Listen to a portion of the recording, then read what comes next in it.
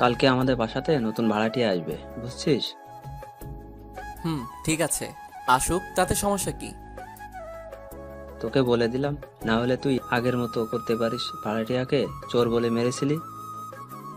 তুমি এখন আগের কথা নিয়ে আছো? এখন ওইসব বাদ দাও তো। ঠিক আছে, দিলাম যা। তবে তোকে যা বললাম সেটা করবি। ঠিক আছে। তারপর আম্মুকে নাস্তা দিতে বললাম। আম্মু নাস্তা দিল। নাস্তা খাচ্ছিলাম, তখন আমার ছোট বোন জান্নাত বলল, তাড়াতাড়ি করে খেয়ে নে, আজকে কলেজে তাড়াতাড়ি যেতে হবে। আমি তোকে নিয়ে যেতে পারবো না, তুই একা চলে যা। না, আমি তোর সাথেই যাব। তুই আমাকে ভার্সিটিতে নামিয়ে দিয়ে যাবি। ঠিক আছে, দিব।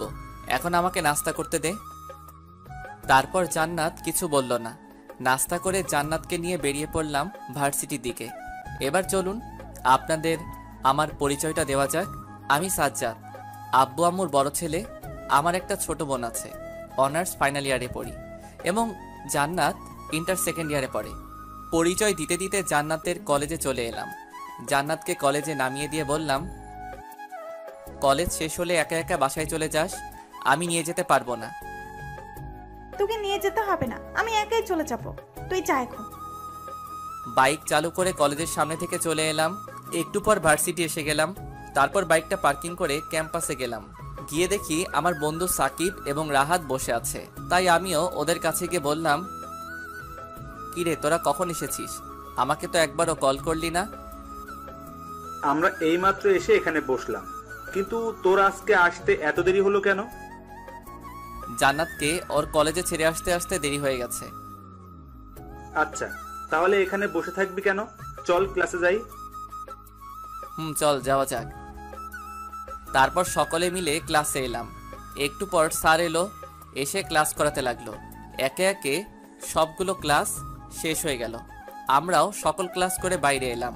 ক্যাম্পাসের ভেতর দিয়ে হাঁটছি, তখন সাকিব বলল, দোস্ত, আমার একজনকে খুব পছন্দ হয়েছে, তুই কি ওকে পটাতে সাহায্য করবি? সাকিবের এমন কথা শুনে আমি এবং রাহাত সাকিবের দিকে তাকালাম, কারণ এর আগে সাকিব এইসব কথা আগে বলেনি। কিরে, এভাবে তাকিয়ে আছিস কেন? বল, সাহায্য করতে পারবি কিনা? কিন্তু তুই তো বলেছিলি যে তুই কোনোদিন প্রেম করবি না, তাহলে এখন এই কথা বলছিস কেন? ওসব কথা ভুলে যা, এখন বল ওকে কিভাবে পটাবো। সেটা পরে বলছি, আগে বল মেয়েটাকে যাকে তুই ভালোবাসিস। ওই দেখ, ক্লাস থেকে বের হচ্ছে। বলে সাকিব ওর হাত দিয়ে একটা মেয়ে দেখিয়ে দিল। আমি মেয়েটাকে চিনি। মেয়েটা অনার্স সেকেন্ড ইয়ারে পড়ে, নাম পপি। কিরে, এত তাকিয়ে কি দেখছিস? তাকিয়ে দেখলাম ও কিভাবে পড়বে। হ্যাঁ, বল না ওকে কিভাবে পটাবো। হ্যাঁ, তাহলে মনোযোগ দিয়ে কথাগুলো শুনবি, ঠিক আছে? রাহাত, তুইও শোন, তোর কাজে লাগতে পারে। আরে এত কথা না বলে বল কিভাবে কি করব। শোন তাহলে। আমি ওর দিকে তাকিয়ে থেকে বুঝলাম ওকে কিভাবে পটাবি সেটা আমি জানি না। কথাটা বলে ওদের দিকে তাকালাম, দেখলাম ওরা দুইজন বলদের মতো মুখ বানিয়ে দাঁড়িয়ে আছে। তাই আমি বললাম, তোরা এইভাবে তাকিয়ে আছিস কেন? না, তোর কাছ থেকে আমার এই বিষয়ে জানতে চাওয়া ভুল হয়ে গিয়েছে। এখন যা করার সব আমাকেই করতে হবে। আমিও আগে থেকে জানতাম সাজ্জাদ এমন কিছু বলবে, তাই ওর কথাতে এত মনোযোগ দেইনি। যেহেতু জানিস তাহলে আমাকে বললি কেন? ভেবেছিলাম তোর কাছ থেকে কিছু পাবো, কিন্তু না। এখন তাহলে থাক তোরা, আমি পপির কাছে যাই। এই বলে সাকিব পপির পেছনে চলে গেল। তাহলে তুই এখানে দাঁড়িয়ে থাকবি নাকি বাসায় যাবি? বাসায় যাব। এখানে দাঁড়িয়ে থেকে লাভ নেই, কারণ সাকিব আজকে আর আসবে না। ঠিক আছে, তাহলে চলে যাওয়া যাক। তারপর আমরা যে যার বাসায় চলে এলাম। বাসায় এসে ফ্রেশ হয়ে নিচে এলাম। এসে লাঞ্চ করে রুমে চলে এলাম। এসে দিলাম এক ঘুম। ঘুম ভাঙলো বিকেলবেলা। মোবাইলের দিকে তাকিয়ে দেখলাম সাকিবের 3টা মিসড কল। আমি কল দিলাম। সাকিবের নাম্বারে রিং হতেই কলটা রিসিভ করলো। তারপর বলল, কোথায় তুই? তোকে কতবার কল করলাম, ধরলি না কেন? আমি ঘুমিয়েছিলাম, তাই ধরতে পারিনি। এখন বল, কি বলবি? তাড়াতাড়ি করে মামার দোকানে চলে আয়, আমরা সবাই এখানে বসে আছি। ঠিক আছে তোরা থাক, আমি আসছি। এই বলে কলটা কেটে দিলাম। তারপর ওয়াশরুমে গিয়ে ফ্রেশ হয়ে নিয়ে বাইরে এসে সোজা মামার দোকানে চলে গেলাম, যেখানে আমরা বসে আড্ডা দিই। মামার দোকান এসে দেখি সবাই বসে আছে। আমি গিয়ে সোজা সাকিবকে বললাম, আজকে কি পপিকে কিছু বলতে পারলি? না, আজকে ওর দেখা পাইনি, তাড়াতাড়ি করে বাসায় চলে গেছে। তাহলে এখন কি করবি? কি করব? কালকে ওকে ধরবো, তারপর ওর পিছু নিয়ে বাসাটা খুঁজে বের করব। দেখিস পিছু নিতে গিয়ে আবার লোকজনের হাতে মাইর খাস না। এই শহরে এমন কেউ নেই যে আমাকে মারবে, বুঝছিস? সেটা পরে দেখা যাবে। এইভাবে আরো কথা বলে আড্ডা দিতে লাগলাম। রাত 9টার দিকে বাসায় এলাম। বাসায় এসে ডিনার করে ঘুমিয়ে গেলাম। সকালবেলা ঘুম ভাঙলো জান্নাতের ডাকে। ঘুম থেকে উঠে ফ্রেশ হয়ে নাস্তা করে ভার্সিটিতে গেলাম। ভার্সিটি গিয়ে দেখি সাকিব পপির পেছন পেছন ঘুরঘুর করছে। দেখলাম সাকিবের অবস্থা কেমন। সাকিবকে কিছু না বলে রাহাতকে খুঁজতে লাগলাম। একটু পর রাহাতকে পেয়ে গেলাম। তারপর রাহাতকে নিয়ে ক্লাসে গেলাম। সবগুলো ক্লাস শেষ করে বাসায় এলাম। বাসার সিঁড়ি দিয়ে উপরে যাচ্ছিলাম, তখনই কারোর সাথে ধাক্কা লাগলো। ধাক্কা লেগে দুইজন দুই দিকে গেলাম। কার সাথে ধাক্কা খেলাম সেটা দেখার জন্য তাকিয়ে অবাক হয়ে গেলাম, কারণ যার সাথে ধাক্কা খেলাম সে আর কেউ না, আমার বেস্ট ফ্রেন্ড ছিল এক সময়, কিন্তু এখন আর না। আমি ওর দিকে তাকিয়ে আছি। আমি কিছু বলার আগেই মায়া বলতে শুরু করলো, সাজ্জাদ, তুই হঠাৎ এখানে কিভাবে? এবং এত বছর তুই কোথায় ছিলি? তোকে আমি কত খুঁজেছি সেটা কি তুই জানিস? আমি কোথায় ছিলাম এটা জেনে আপনি কি করবেন, এবং আপনি এখানে কি করছেন? আমরা আজকে এখানে নতুন ভাড়া এসেছি, এবং তুই আমাকে আপনি আপনি করে বলছিস কেন? তো আপনাকে আমি কি বলবো? কেন আমাকে তুই করে বলবি, এবং আগে সেই সকল নাম ধরে ডাকবি? আগে না আমাকে কত কিছু বলে ডাকতি, এখন কিছু বলছিস না কেন? সেই অধিকার আমি হারিয়ে ফেলেছি। কিন্তু তুই এখানে কি করিস? সেটা আপনাকে বলতে যাব কেন? আপনি যেমন ভাড়াটিয়া এসেছেন তেমন ভাবেই থাকবেন বলে দিলাম। বলে ওখান থেকে চলে এলাম। বাসায় এসে আম্মুকে ডাক দিলাম, আম্মু আম্মু। কি হয়েছে, চিল্লাচ্ছিস কেন? তুমি কাকে বাসা ভাড়া দিয়েছো? আমি সেটা জানি নাকি?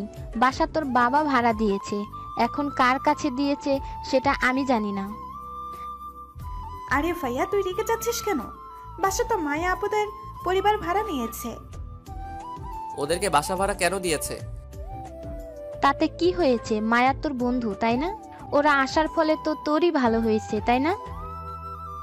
শোনো, যা করেছো সেটা ঠিক করা যাবে না, তবে মায়া যেন আমার রুমে না আসে এটা বলে দিলাম। ঠিক আছে, মায়া আসলে আমি না করে দেব। আমি কিছু বললাম না, কারণ আমি যা বলেছি সেটার বাইরে ওরা কেউ কিছু করবে না। আপনারা ভাবছেন যে মায়াকে আমার পরিবার কেমন করে চিনে, তাই না? আসলে আগে আমরা রাজশাহী থাকতাম, সেখানে আমরা মায়াদের বাসায় ভাড়া থাকতাম। সেখান থেকে আমাদের পরিচয় হয়ে বন্ধুত্ব হয়। পরে একটা সমস্যার কারণে আমরা ওখান থেকে চলে আসি, মায়ার সাথে সকল সম্পর্ক শেষ করে দিয়ে। কিন্তু এত বছর পর আবার ওর সাথে দেখা পাবো সেটা ভাবতে পারিনি আমি। রুমে এসে খাটের উপর শুয়েছিলাম, তখনই নিচ থেকে খাবার জন্য ডাকলো। আমি নিচে গিয়ে খাবার খেয়ে আবার নিজের রুমে চলে এলাম, তারপর ঘুমিয়ে গেলাম। বিকেলবেলা ঘুম থেকে উঠে আড্ডা দিতে গেলাম। সেখানে গিয়ে দেখি সাকিব এবং রাহাত বসে আছে। আমি ওদের কাছে গেলাম, তখন সাকিব বলল, আজকে তোর বাসায় একটা নতুন মেয়েকে দেখলাম, ওটা কে? তুই তো দেখছি ভালো না, তোর নজর কোথায় গিয়েছে দেখছিস? আমার নজর ঠিক আছে, এখন বল মেয়েটা কে? মেয়েটা হলো মায়া। তোদের মায়ার নামে একটা মেয়ের কথা বলেছিলাম না, ও হলো সে। কিন্তু মায়ার তো রাজশাহী থাকার কথা, এখানে কি করে? আমাদের বাসায় ভাড়া এসেছে। তুই ওদের বাসা ভাড়া দিয়েছিস কেন? আমি নিজেই জানতাম না, সবকিছু আব্বু ঠিক করেছে। আমি যদি আগে জানতাম যে ওরা বাসা ভাড়া নিবে তাহলে ওদের ভাড়া দিতাম না। এখন কি করবি ভাবছিস? দেখি কি করা যায়। মায়া কি তোর সাথে কথা বলতে আসে? আজকে ভার্সিটি থেকে বাসায় যাওয়ার সময় আমার সাথে কথা বলেছিল, কিন্তু আমি তেমন কথা বলতে চাইনি। ওর সাথে কি করবি ভাবছিস? আমি ওর সাথে কিছুই করব না, তার আগে আমি দেখবো মায়া আমার সাথে কি করে। তাই দেখ। এভাবে আরো নানা কথায় আড্ডা দিতে লাগলাম। সবার সাথে কথা বলতে বলতে কখন যে 9টা বেজে গেছে বুঝতেই পারিনি। সবাইকে বিদায় দিয়ে বাসার দিকে যেতে লাগলাম। একটু পর বাসায় এসে কলিং বেল বাজালাম। একটু পর জান্নাত দরজা খুলে দিল। আমি বাসার ভেতরে গিয়ে অনেক অবাক। রাগ উঠল, কারণ ড্রয়িং রুমের সোফাতে মায়া এবং আমার ছোট বোন এবং ওর বাবা মা বসে আছে। মায়াকে দেখে আমার রাগ উঠল, কিন্তু ওর বাবা মা থাকায় কিছু বললাম না। নিজের রুমের দিকে যাব, তখন মায়ার বাবা বললেন, সাজ্জাদ, কোথায় যাচ্ছ তুমি? আমাদের কি চিনতে পারছো না? চিনব না কেন? অবশ্যই চিনতে পেরেছি। তাহলে আমাদের সাথে কথা বলছো না কেন? আসলে আঙ্কেল, আমি এখন অনেক ক্লান্ত, তাই কথা বলতে চাইছিলাম না। ভেবেছিলাম পরে কথা বলবো। ও আচ্ছা, এখন তো তোমার সবচেয়ে কাছের বন্ধু চলে এসেছে, কথা বলো না কেন ওর সাথে? না আঙ্কেল, কয়েকদিন ধরে একটা কাজের ভেতরে আছি, তাই কারোর সাথে কথা বলি না। আচ্ছা ঠিক আছে, তাহলে যাও। আমি তাদের উত্তর না দিয়ে নিজের রুমে চলে এলাম। তারপর ফ্রেশ হতে ওয়াশরুমে ঢুকলাম। ওয়াশরুম থেকে বের হয়ে দেখি জান্নাত আমার রুমে বসে আছে। আমি ওকে বসে থাকতে দেখে বললাম, তুই এখানে বসে আছিস কেন? তোকে ডিনার করার জন্য ডাকতে এসেছি। আমি যাচ্ছি, কিন্তু তার আগে শোন, মায়ারা এখানে কি করে? মায়া আপুরা আজকে আমাদের এখানে ডিনার করবে, তাই এসেছে। নিজে থেকে এসেছে নাকি? কি বলিস? ওরা নিজে থেকে আসবে কেন? আপু ওদেরকে নিয়ে এসেছে। ঠিক আছে, তুই তাহলে যা, আমি আসছি। তাড়াতাড়ি করে আয়। এই বলে জান্নাত রুম থেকে চলে গেল। একটু পর আমিও নিচে নামলাম খাবার খাওয়ার জন্য। নিচে এসে দেখি খাবার টেবিলে মায়া, জান্নাত, আম্মু বসে আছে। আমিও গিয়ে একটা চেয়ার টেনে বসলাম। তারপর আম্মুকে বললাম, আম্মু তাড়াতাড়ি করে খাবার দাও। দাঁড়া, বসে থাক, দিচ্ছি। এতক্ষণ নিজের রুমে কি করছিলি? শুয়েছিলাম, আমার ভালো লাগছিল না, এখন তাড়াতাড়ি খাবার দাও। তারপর আম্মু আমাকে খাবার দিল। ডিনার করছিলাম, হঠাৎ মনে হলো কেউ একজন আমার পায়ে সুরসুরি দিচ্ছে। আমার সামনে মায়া বসে আছে। মায়ার দিকে তাকাতেই দেখি মায়া হাসছে। আমি রাগী চোখে ওর দিকে তাকাতেই মায়া পায়ে সুরসুরি দেওয়া বন্ধ করে দিল। খাবার খাওয়া শেষ করে আমি আমার রুমে চলে এলাম। এদিকে মায়ার পরিবার খাবার খেয়ে ওদের ফ্ল্যাটে চলে গেল। রুমে এসে বিছানায় গা এলিয়ে দিলাম। শুয়ে থাকতে থাকতে কখন যে ঘুমিয়ে গেলাম নিজেও জানি না। সকালবেলা ঘুম থেকে উঠলাম, নাস্তা করে জান্নাতকে নিয়ে বাসা থেকে বের হব, তখন দেখলাম মায়া এবং ওর বোন রাস্তায় দাঁড়িয়ে আছে। জান্নাত ওদের দেখে বাইক থামাতে বলল। আমি বাইক থামালাম। তখন জান্নাত মায়াকে বলল, আপু, তোমরা এখানে দাঁড়িয়ে আছো কেন? রিক্সার জন্য দাঁড়িয়ে আছি, কিন্তু একটাও রিক্সা পাচ্ছি না। তখনই জান্নাত আমাকে বলল, ভাইয়া, তুই একটু রিক্সা ডেকে নিয়ে আয়। আমি পারবো না, যার রিক্সার দরকার সে খুঁজে নিয়ে চলে যাবে, এবং তুই চুপচাপ বসে থাক, আমার দেরি হয়ে যাচ্ছে। আমি বাইক চালু করলাম। বলে বাইক চালু করে এখান থেকে চলে এলাম। জান্নাতকে কলেজের সামনে নামিয়ে দিয়ে দিলাম। জান্নাত বাইক থেকে নেমে আমাকে কিছু না বলে চলে যেতে লাগলো। তখন আমি জান্নাতের হাত ধরে বললাম, তুই কি আমার উপর রেগে আছিস? রাগ করে থাকিস না। তুই তো জানিস আমি মায়াকে দেখতে পারি না। মায়ার সাথে আমার অনেক বড় ঘটনা হয়েছে, যেটা আমি কাউকে বলতে চাই না, কিন্তু এটা আমি তোকে বলবো। তুই আজ বাসায় আসিস, তোকে আমার ঘটনা খুলে বলবো। এবং প্লিজ তুই রাগ করে থাকিস না, তোর রাগ আমার সহ্য হয় না। আচ্ছা, রাগ করবো না, তবে আমার জন্য চকলেট নিয়ে আসতে হবে। ঠিক আছে, নিয়ে আসবো। এখন তাহলে ভেতরে যা। তারপর জান্নাত ভেতরে চলে গেল। আসলে আমি জান্নাতের রাগ, অভিমান, চোখে জল এগুলো দেখতে পাই না। জান্নাত ভেতরে যাওয়ার পর আমি ভার্সিটির দিকে গেলাম। ভার্সিটি এসে বাইকটা পার্কিং করলাম। তারপর ভেতরে এসে সাকিবদের খুঁজতে লাগলাম। একটু পর দেখলাম ওরা গাছের নিচে বসে আছে। আমি ওদের কাছে গিয়ে বললাম, তোরা কখন এসেছিস? এই তো একটু আগে। ও, কি করছিস এখানে বসে? চল হাঁটাহাঁটি করি। চুপ, আমি কোথাও যাব না। এখানে বসে থেকে ভাবছি পপিকে কিভাবে পটাবো। কেন, তুই এখনো পপিকে পটাতে পারিসনি? না রে, এখনো পারিনি। কিভাবে কি করব কিছুই বুঝছি না। তুই এসব বাদ দে, তোর দ্বারা হবে না। তুই চুপ করে থাক, তুই কথা বলিস না। আমিও কিছু বললাম না, চুপ করে থাকলাম। একটু পর সাকিব বলল, ওইটা মায়ের মতো দেখতে না? সাকিবের কথা মতো মেয়েটার দিকে তাকালাম। তারপর অবাক হলাম, কারণ এটা মায়া। কিন্তু মায়া এখানে কি করে এটা তো বুঝতে পারছি না।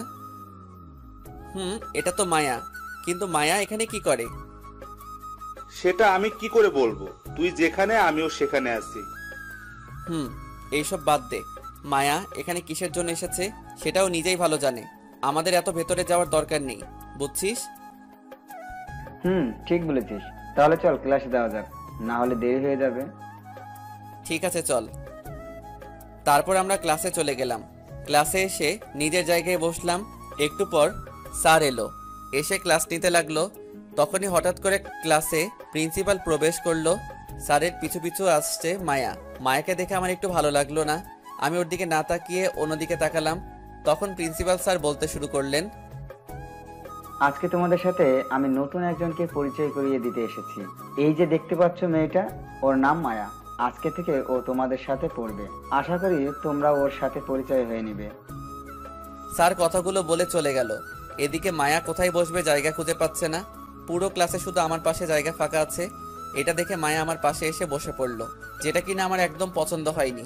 আমার পাশে বসে মায়া আমার কানে কানে বলল, এত চিন্তা করিস না, আমি তোর পিছু ছাড়ছি না, তুই যতই বাহানা করিস না কেন।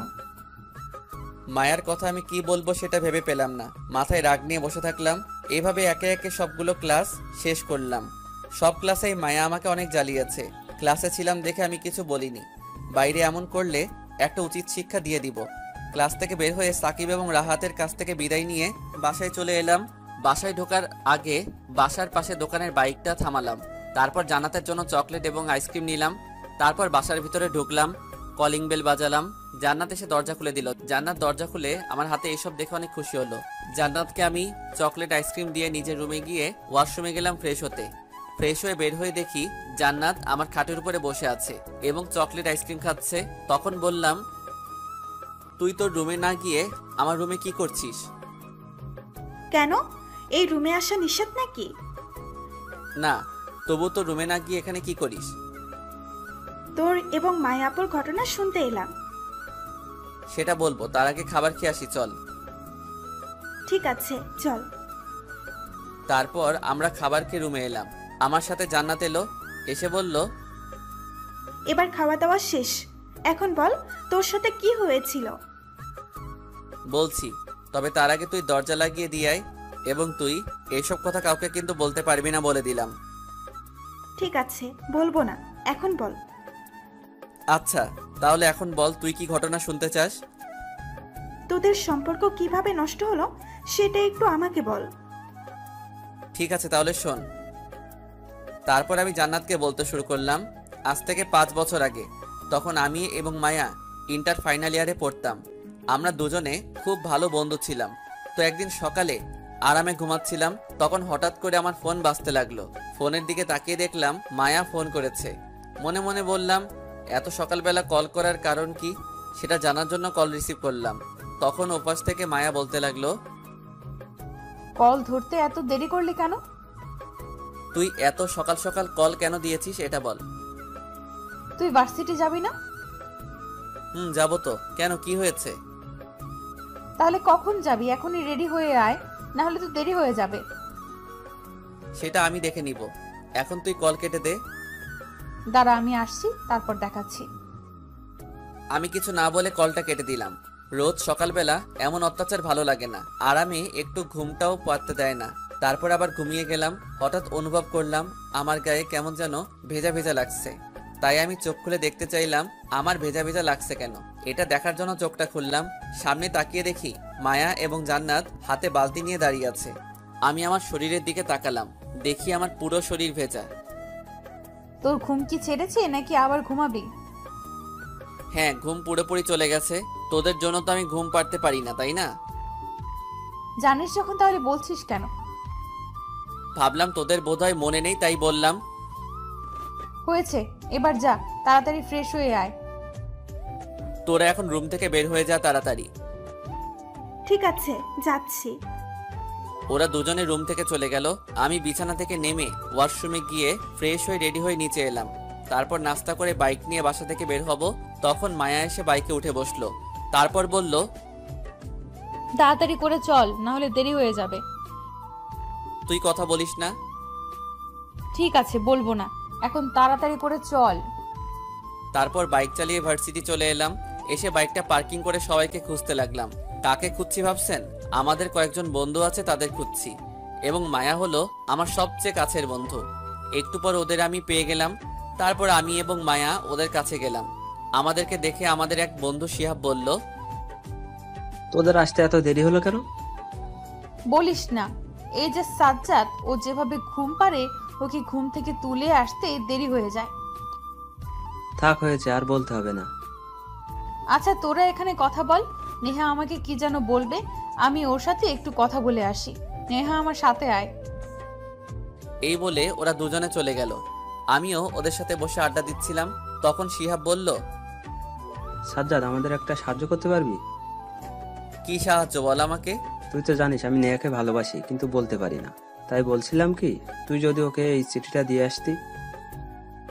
আমি ভাবলাম শিহাব যেহেতু পারছে না, তাহলে আমি দিয়ে না হয় সাহায্য করে দেই। তাই বললাম, ঠিক আছে, দিয়ে দিব, তুই চিন্তা করিস না। ধন্যবাদ দোস্ত। একটু পর নেহা এবং মায়া এলো। তারপর মায়া আমাকে বলল, তাহলে চল ক্লাসে যাওয়া যাক। ঠিক আছে চল, ক্লাসের টাইম হয়ে গেছে। তারপর আমরা সবাই মিলে ক্লাসের দিকে যেতে লাগলাম। ক্লাসে যাওয়ার আগে নেহাকে আমার সাথে আসতে বললাম। নেহা আমার সাথে এলো। তখন আমি নেহার হাতে চিঠিটা দিয়ে বললাম, চিঠিটা বাসায় নিয়ে গিয়ে পড়বে। কিন্তু চিঠিটা কে দিয়েছে? সেটা চিঠি পড়লেই জানতে পারবে। ঠিক আছে, তুমি যখন বলছো তাহলে বাসায় গিয়ে পড়বো। তাহলে চলো এখন ক্লাসে যাওয়া যাক। তারপর আমরা ক্লাসে চলে এলাম। ক্লাসে এসে আমি মায়ার পাশে বসলাম। মায়ার পাশে বসার পর মায়া আমাকে দেখে ওখান থেকে উঠে গিয়ে অন্য জায়গায় বসলো। এটা আমার কাছে কেমন যেন লাগলো, কারণ মায়া আমাকে ছাড়া আর কারো কাছে বসে না। তাহলে আজকে আমার কাছে বসলো না কেন, সেটা পরে জেনে নিব। তখনই ক্লাসের স্যার এলো। একে একে সবগুলো ক্লাস করে বের হলাম। আমার সাথে মায়াও বের হয়েছে। কিন্তু অবাক করার বিষয় হলো, মায়া আমার সাথে বাসায় না গিয়ে রিক্সা নিয়ে বাসায় যেতে লাগলো। আমি ডাকলেও শুনলো না। তাই আমি একা একা বাসায় চলে এলাম। বাসায় এসে মায়াকে অনেকবার কল করলাম, কিন্তু মায়া আমার কল বারবার কেটে দিচ্ছে। আরও কয়েকবার দিলাম, তারপর বন্ধ বলছে। সেদিনকার মতো আর কল দিলাম না। পরের দিন আমার আগেই মায়া ভার্সিটি চলে গেছে। আমিও ভার্সিটি গিয়ে দেখি মায়া একটা ছেলের সাথে বসে থেকে কথা বলছে। তখন আমি মায়ার সামনে গেলাম, গিয়ে বললাম, মায়া তো কি হয়েছে, আমাকে এভাবে ইগনোর করছিস কেন? তুই এখন এখান থেকে যা তো, আমাকে ডিস্টার্ব করিস না। প্লিজ মায়া, তুই বল আমার সাথে এমন করছিস কেন? তারপর মায়া আমার সাথে এমন একটা কাজ করলো যেটার জন্য আমি মোটেও প্রস্তুত ছিলাম না। মায়ার হাত ধরার জন্য মায়া আমাকে কষে একটা থাপ্পড় মারলো।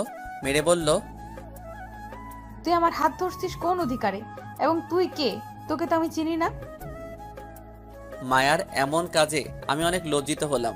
চারিদিকে তাকিয়ে দেখলাম অনেকেই আমাদের দিকে তাকিয়ে আছে। তখন আমি বললাম, আচ্ছা, তবে আমাকে এটা বল, তুই আমাকে এভাবে অবহেলা করছিস কেন? আমার দোষটা কি বল? কেন? তুই তো নেহাকে ভালোবাসিস, তুই গিয়ে নেহার কাছে থাক। এবার আমার কাছে সবকিছু ক্লিয়ার হয়ে গেছে। মায়া কালকে থেকে আমার সাথে কেন এমন করছে সেটা এখন জানতে পারলাম। তাই বললাম, তুই ভুল ভাবছিস। কালকে আমি নেহাকে চিঠি দিয়েছি, এটা ঠিক, তবে সেটা। চুপ, তুই আমাকে ডাকবি না। আর এই ছেলেকে দেখ, ও হলো আমার বয়ফ্রেন্ড রোহান। এখন তুই এখান থেকে যা, আমার সামনে আর কখনো আসবি না। ঠিক আছে, আমি চলে যাচ্ছি। তবে তুই আমার কথা শুনলি না, তাই না? যেদিন আসল সত্য জানতে পারবি সেদিন তুই আমাকে পাবি না। সেটা দেখবো। এখন তুই যা এখান থেকে, না হলে কিন্তু থাপ্পড় মারব। শুধু আমার শেষ কথাটা মনে রাখিস। বলে ওখান থেকে চলে এলাম। আজকে মায়ের কাছে যে অপমান হলাম এটা আমি আশা করিনি। ওখান থেকে সোজা প্রিন্সিপালের রুমে গেলাম। সেখানে গিয়ে আমার টিসি নিলাম। তারপর বাইক নিয়ে বাসায় আসতে যাব, তখন শিহাব এবং নেহা আমার রাস্তা আটকে দাঁড়ালো। রাস্তা ছেড়ে দিয়ে আমি বাসায় যাব। তুই কোথাও যাবি না, আমরা মায়াকে সব খুলে বলবো। শিহাব এবং নেহা, তোরা কি আমার একটা কথা রাখবি? অবশ্যই রাখবো, বল তোর কি কথা। তোরা কখনো মায়াকে আসল সত্যটা বলবি না। মায়া যেমন ওর বয়ফ্রেন্ড নিয়ে ভালো আছে, ওকে তেমন থাকতে দে। আমার কথা ওর সামনে কিছু বলবি না। কিন্তু এটা কি করে? ওকে না বললে তুই ওর কাছে সারা জীবন মিথ্যাবাদী হয়ে থাকবি। সেটা থাকতে দে, তবুও ওকে আমার কথা কিছু বলবি না প্লিজ। এবং তোরা ভালো থাকিস। বলে বাইক নিয়ে বাসায় চলে এলাম। বাসায় এসে আব্বুকে বলে আমরা সবাই ঢাকাতে চলে এলাম। তারপর থেকে আমি মায়ার সাথে কোনো প্রকার কথা বলি না, এমনি ওর নামটাও আমি শুনতে চাই না। এটা ছিল আমার অতীত, এখন চলুন বর্তমানে আসা যাক। বর্তমান কথাগুলো বলে জান্নাতের দিকে তাকালাম, দেখলাম জান্নাতের চোখ দিয়ে পানি পড়ছে। আমি ওর চোখের পানি মুছে দিলাম। তখন জান্নাত বলল, আমি জানতাম না যে তোর সাথে এইসব হয়েছে, হলে মায়ার সাথে আমিও কথা বলতাম না। থাক বাদ দে এইসব বিষয়, তুই এসব বিষয় কাউকে বলিস না কেমন? ঠিক আছে, বলবো না, এবং আজকে থেকে মায়ার সাথে আমিও কথা বলবো না। সেটা তোর ইচ্ছে। তারপর জান্নাত রুম থেকে চলে গেল। আমিও ফ্রেশ হয়ে জান্নাতকে নিয়ে একটু ছাদে গেলাম। ছাদে রেলিং ধরে দাঁড়িয়ে আছি আমি এবং জান্নাত, দুজনে কথা বলছি। তখনই কেউ একজন আমাকে পেছন থেকে জড়িয়ে ধরলো। সাথে সাথে যে আমাকে জড়িয়ে ধরে তাকে ছাড়িয়ে নিলাম। তারপর পেছন ফিরে তাকিয়ে দেখি মায়া দাঁড়িয়ে আছে। এবার রাগ ধরে রাখতে পারলাম না, কষে একটা থাপ্পড় মেরে দিলাম। তুই আমাকে মারলি কেন? আপনি আমাকে জড়িয়ে ধরেছিলেন, কোন সাহসে? কেন তোকে আমি জড়িয়ে ধরবো? আমি ছাড়া অন্য কেউ তোকে জড়িয়ে ধরলে ওকে মেরে ফেলবো। এই চুপ করে থাকেন, এবং আপনার যদি লজ্জা বলতে কিছু থাকে তাহলে কখনো আমার সামনে আসবেন না বলে দিলাম। বলে আমি এবং জান্নাত চলে এলাম। আমার ভালো লাগছে না আজকে, শরীরের উপর দিয়ে অনেক চাপ গিয়েছে, যার ফলে মাথা ব্যথা করছে। তাই হালকা খাবার খেয়ে নিজের রুমে এসে ঘুমিয়ে পড়লাম। পরের দিন সকালবেলা ঘুম ভাঙলো জান্নাতের ডাকে। ঘুম থেকে উঠে রেডি হয়ে বাইকটা বাসা থেকে বের করতেই মায়া এসে আমার বাইকের পেছনে এসে বসে পড়লো। মায়ার এই কাজটা আমার একদম পছন্দ হলো না। এ কি, আপনি আমার বাইকে বসলেন কেন? তোর সাথে যাব তাই। আমি আপনাকে নিয়ে যাব না, আপনি বাইক থেকে নামুন, আমার সঙ্গে জান্নাত যাবে। শোন, আমাকে এত বোকা পেও না। আজকে জান্নাত যাবে না এটা আমি জানি। আপনাদের বলতে ভুলে গেছি, আজকে জান্নাত আমার সাথে যাবে না, আজকে বাসায় কি যেন কাজ করবে, তাই বাসায় থাকবে। তাই আমি একা একা ভার্সিটি যাব। কিন্তু মায়া এসে বসলো, এখন ওকে এখান থেকে সরাতে হবে। কি হলো, আপনি এখনো এখানে বসে আছেন কেন? তাড়াতাড়ি করে নামুন। না, আমি নামবো না। আজকে তোর সাথে ভার্সিটি যাব আমি। আমি আপনাকে নিয়ে যাব না। আমাকে নিয়ে যেতেই হবে। আচ্ছা নিয়ে যাব, তার আগে আপনি বাইক থেকে একটু নামুন। ঠিক আছে, নামছি। মায়া নামার সাথে সাথে আমি বাইকটা চালু করে ওখান থেকে চলে এলাম। হ্যাঁ, আমি এটাই ভেবেছিলাম যে মায়াকে বাইক থেকে নামাবো, তারপর আমিও বাইকটা চালু করে চলে আসব। একটু পর আমি ভার্সিটি এসে গেলাম। বাইকটা পার্কিং করে সাকিবদের কাছে গেলাম। সেখানে গিয়ে দেখি সাকিব, পপি, রাহাত বসে থেকে আড্ডা দিচ্ছে। সাকিবের সাথে পপিকে দেখে অবাক হলাম, তাহলে পপিকে পটিয়ে নিয়েছে। আমি হাঁটতে হাঁটতে ওদের সামনে গেলাম। সাকিব, তাহলে তো এখন প্রেম করা শুরু করে দিয়েছিস, আমাদের ট্রিট দিবি কবে? যা তো এখান থেকে, কোনো প্রকার টিট হবে না। আচ্ছা বুঝলাম, এখন তাহলে বল তুই ওকে কিভাবে পটিয়েছিস? দেখ, সেটা অনেক বড় কাহিনী, পরে এক সময় বলবো। তখনই খেয়াল করলাম ভার্সিটির গেট দিয়ে মায়া প্রবেশ করছে। তারপর চারিদিকে তাকাচ্ছে, দেখে মনে হচ্ছে কাউকে খুঁজছে। আমাকে দেখা মাত্রই আমার দিকে আসতে লাগলো। সাকিব, দেখতে পাচ্ছিস মায়া আমাদের দিকে আসছে, এখানে ওর কি কাজ বলতো? জানি না, বোধহয় তোর কাছে আসছে। ঠিক আছে, এদিকে আসুক, দেখি কি করে, তারপর আমি আমার কাজ করব। কি করবি? সেটা দেখতেই পাবি তুই। এক কাজ কর, তুই পপিকে নিয়ে এখান থেকে চলে যা। ঠিক আছে, আমি চলে যাচ্ছি। সাকিব পপিকে নিয়ে চলে গেল। রাহাত, মায়া এখানে এসে কিছু বললে তুই সব উত্তর দিবি, আমি কিছু বলবো না। ঠিক আছে, তুই চিন্তা করিস না। এতক্ষণে মায়া আমাদের সামনে এসে গেছে, আমার দিকে তাকিয়ে আছে, বোধহয় আমাকে কিছু বলবে, কিন্তু কিছু না বলে আমার পাশে বসলো। তারপর বলল, তুই আমাকে রেখে চলে এলি কেন? বলে আমার হাত জড়িয়ে ধরলো। আমি তাড়াতাড়ি করে হাতটা ছাড়িয়ে নিয়ে দিলাম মায়ার গালে কষে একটা থাপ্পড়। মায়া এবার একদম ভ্যাবাচাকা খেয়ে গেছে। আশেপাশে তাকিয়ে দেখলো অনেকে আমাদের দিকে তাকিয়ে আছে। মনে মনে বললাম, আমার প্রতিশোধ নেওয়া তাহলে হয়ে গেল। তুমি আমাকে মারলে কেন? আপনি আমার হাত ধরেছিলেন কেন? তুমি আমার বন্ধু, তাই তোমার হাত ধরেছিলাম। ও আচ্ছা, তাহলে তো আপনি বোধহয় ভুলে গেছেন কয়েক বছর আগে আপনিও আমাকে এভাবে সবার সামনে মেরেছিলেন, শুধু আপনার হাত ধরেছিলাম বলে। তাহলে এখন আমি কেন মারবো না? দেখো, ওটা আমি জানতাম না। আমি তোমাকে অনেক ভালোবাসতাম, তাই তোমাকে অন্য মেয়ের সাথে দেখতে পারি না। সেদিনও আমি দেখতে পারিনি। চুপ করে থাকো। ভালোবাসার কথা তোর মুখে মানায় না, তুই শুধু ছলনা করতে পারিস। প্লিজ, খুব ভালোবাসি। বললাম না এই কথা তোর মুখে মানায় না। রাহাত ক্লাসে চল। তারপর আমি এবং রাহাত ক্লাসে এসে গেলাম। আমার মায়ার প্রতি অনেক রাগ অভিমান আছে, যেটা আমার ভেতর থেকে সহজে যাবে না।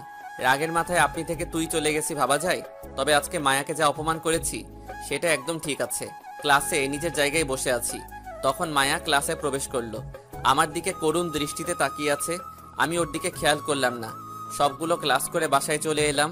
বাসায় এসে আম্মুকে ডাকলাম, তারপর বললাম, মায়া যদি আমার কথা বলে তাহলে বলে দিবি আমি নেই।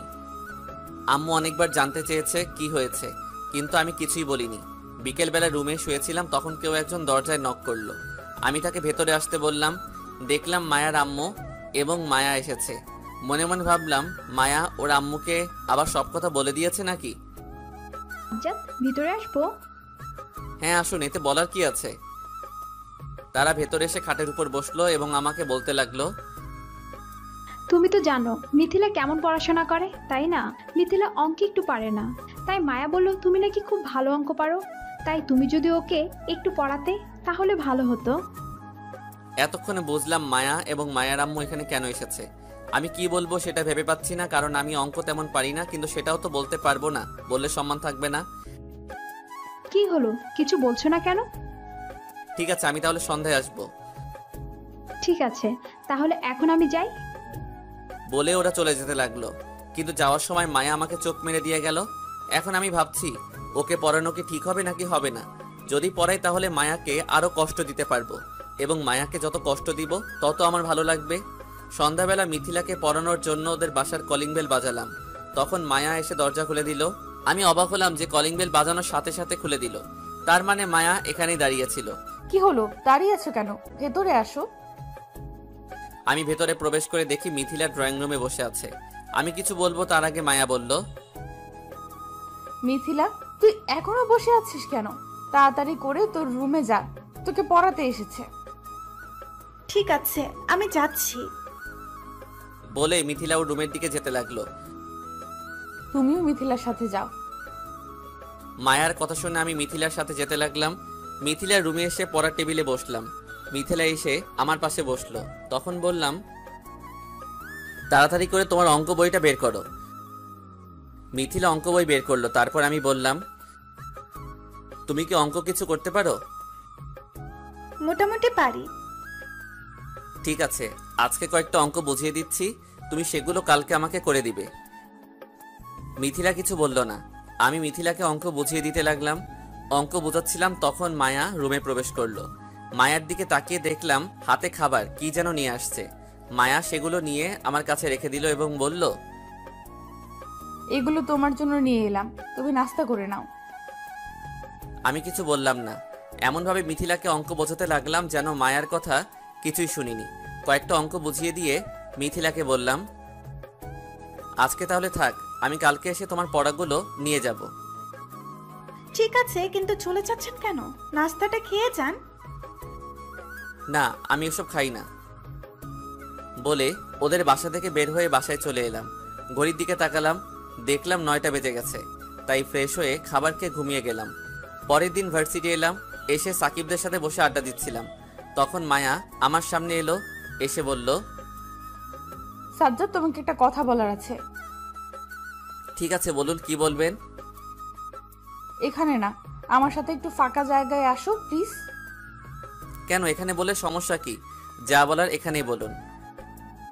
প্লিজ, তুমি আমার সাথে আসো, খুব জরুরি কথা আছে। মায়ার এত অনুরোধ ভালো লাগছিল না, তাই মায়ার সাথে একটা ফাঁকা জায়গায় এলাম।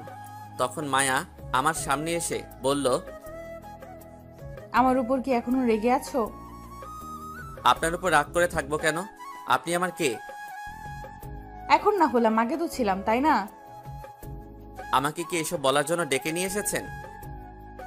না না, আমি তোমার কাছে মাফ চাইবো বলে এখানে নিয়ে আসছি।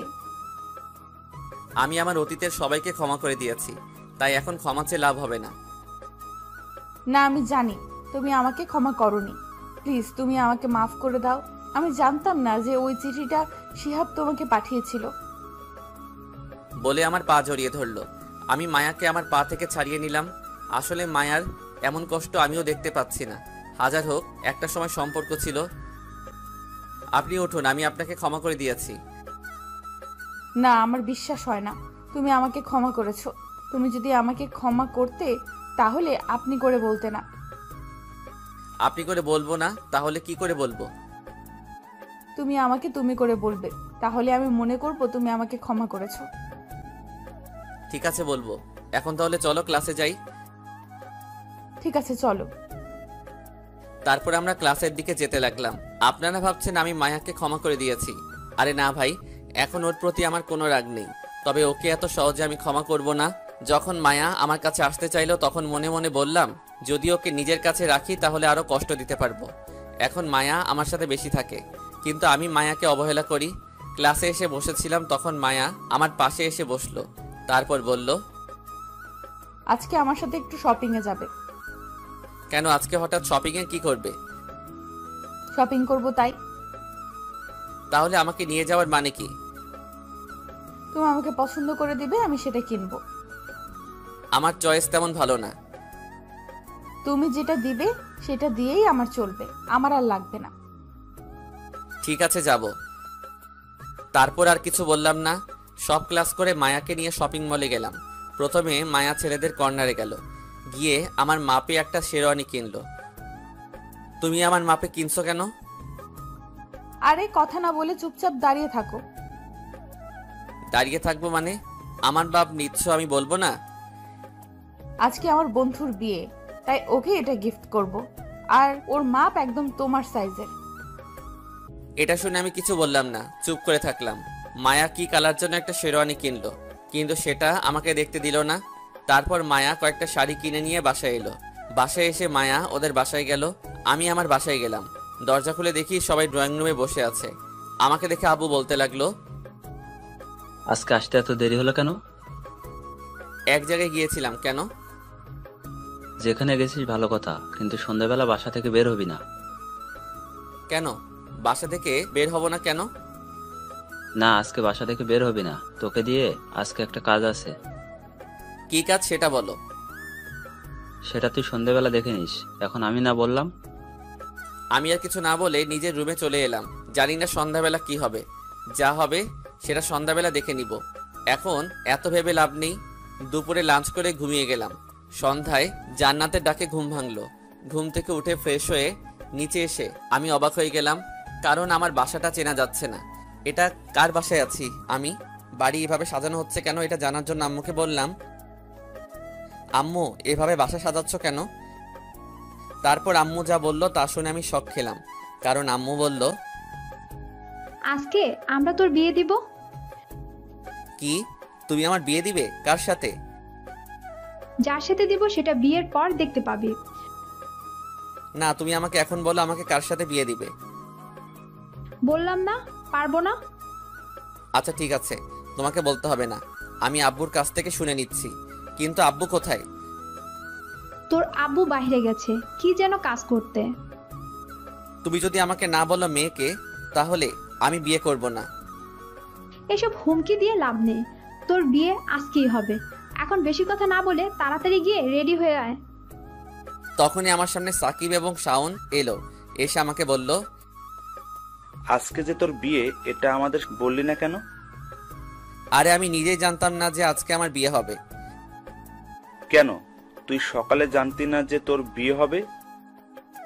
না, একটু আগে জানলাম। ও আচ্ছা, যা হচ্ছে ভালোই হচ্ছে। তুই চল রুমে, তোকে রেডি করে নিয়ে আসি। রাত তো রেডি হওয়া, আমি এটা ভাবছি বিয়েটা কার সাথে। সেটা রাতের বেলা দেখে নিস তোর বিয়ে কার সাথে। কিন্তু তোদের খবর দিল কে? আমাদের আন্টি ফোন করে আসতে বলেছে। এখন কথা বাদ দিয়ে রুমে চল। বলে সাকিব আমাকে রুমে নিয়ে এসে ফ্রেশ হতে বলল। আমি ফ্রেশ হয়ে নিয়ে বাইরে এসে দেখি খাটের উপর সুন্দর একটা শেরওয়ানি রাখা আছে। তাকিয়ে দেখছিস কি? তাড়াতাড়ি করে শেরওয়ানি পরে নে। আমি শেরওয়ানি পরে নিলাম। এখন নিচে চল, কাজী সাহেব এসে গেছে। কাজীর এখনই আসা লাগবে? কথা বাদ দিয়ে নিচে চল তো। তারপর সাকিব আমাকে নিয়ে নিচে এলো। নিচে এসে দেখি কাজী বসে আছে। সাকিব আমাকে নিয়ে সোফায় বসিয়ে দিল। তারপর কাজী ওর কাজ করতে লাগলো। একটু পর কাজী আমার মতামত নিয়ে চলে গেল। তখন আমি সাকিবকে বললাম, আচ্ছা মেয়েটাকে আমাকে তো এখনো বললি না। আরে এত চিন্তা করিস কেন? রাতে দেখে নিস। তাহলে থাক, আমি রুমে যাই। বলে রুমের দিকে যাব, তখন সাকিব আমার হাত ধরে নিয়ে বসিয়ে দিল। এখন রুমে যেতে পারবি না, তোর রুমে কাজ চলছে। কি কাজ চলছে আমার রুমে যে আমি রুমে যেতে পারবো না? পরে দেখে নিস, এখন বসে থাক। আমি আর কি করব, বসে থাকতে লাগলাম। এখন রাত 11টা বাজে। কেন যেন আমার মায়ের কথা বারবার মনে পড়ছে, কিন্তু ওকে কোথাও দেখতে পাচ্ছি না। মায়ের কথা ভাবতে ভাবতে রুমের দিকে যেতে লাগলাম। দরজা খুলে ভেতরে যাব, তখন জান্নাত আমার হাত ধরে বলল, ভেতরে যাওয়ার আগে আমার কিছু পাওনা আছে, সেগুলো দিয়ে যা। তোর আবার কিসের পাওনা? কেন? আমরা যে তোর ঘর সাজালাম তার কিছু পাওনা আছে, সেইগুলো দিয়ে যা। আমি পারবো না, আমার কাছে এখন টাকা নেই। সেটা বললে হবে না। বলে জান্নাত আমার পকেট থেকে মানিব্যাগ বের করে নিয়ে পালালো। ওকে ধরতে গিয়ে ধরলাম না, কারণ আমার মানিব্যাগে কোনো টাকা নেই। জান্নাতের পিছু না নিয়ে রুমের ভেতর প্রবেশ করলাম। দেখি খাটের উপর একজন ঘোমটা দিয়ে বসে আছে। আমাকে ভেতরে আসতে দেখে নিচে নামলো, তারপর আমাকে সালাম করলো। তখন আমি বললাম, আপনি গিয়ে খাটের উপর বসে থাকুন, আমি আসছি। বলে বারান্দায় চলে এলাম। আমার কেন যেন ভালো লাগছে না। মাথার ভেতর একটা বিষয় ঘুরপাক খাচ্ছে, যে মায়া কোথায় গেল। মায়াকে তো দেখতে পেলাম না।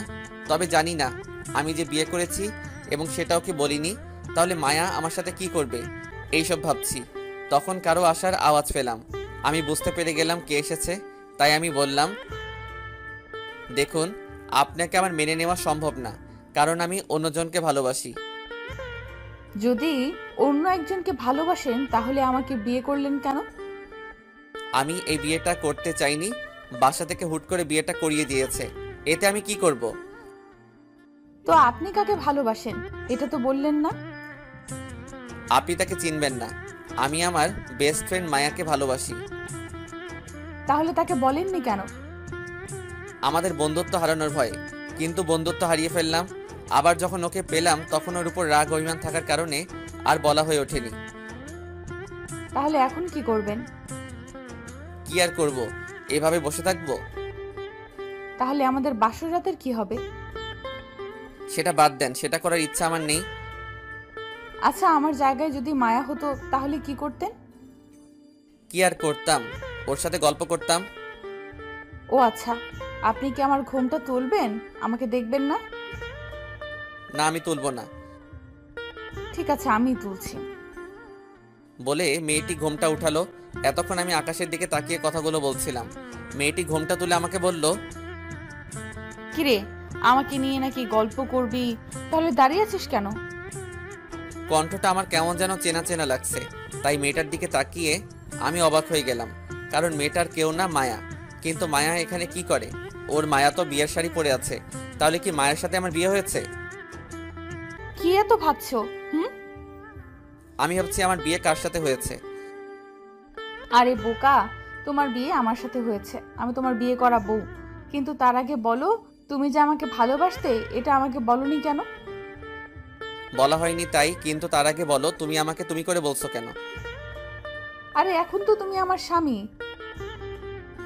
কিন্তু আমাদের বিয়ে এইভাবে দেওয়ার মানে কি? আসলে আমি তোমাকে আর হারাতে চাইনি, তাই তোমাকে বিয়ে করে নিয়ে এসেছি।